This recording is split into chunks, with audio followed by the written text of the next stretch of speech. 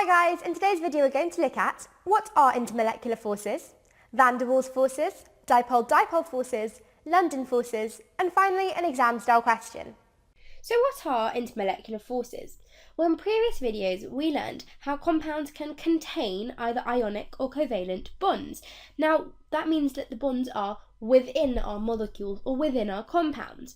However, between these compounds there are intermolecular forces, the inter meaning between. And these occur due to the constant movements of electrons in the outer shells of the bonding elements. Now, let's just have a look at the relative strength of the different types of bonds that we have going on. So, the most strong type of bonds are the ionic and covalent bonds here. However, it must be noted these are between the molecules. So, number 2, 3, and 4 are all intermolecular bonds. Hydrogen is the next most strong.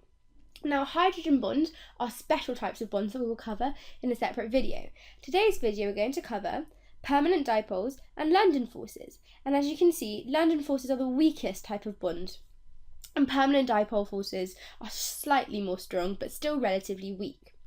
So let's have a look at what van der Waals forces are. Well, van der Waals forces is a term used to describe several different types of molecular bonding, primarily dipole-dipole interactions and London forces. So let's have a closer look at those. Dipole-dipole interactions can be grouped into two main groups. We have our permanent dipole interactions. So these occur between molecules that have a permanent dipole.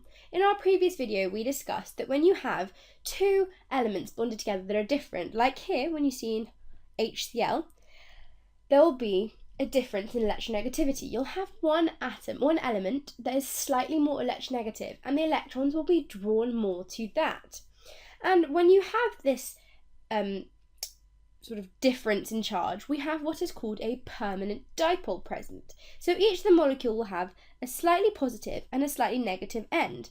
Now when present next to other similar molecules with positive and negative ends, an attraction takes place.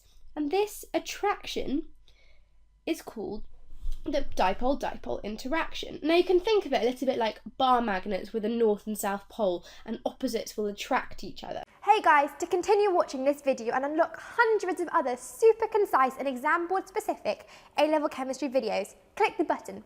Join me today and together let's make A-level chemistry a walk in the park.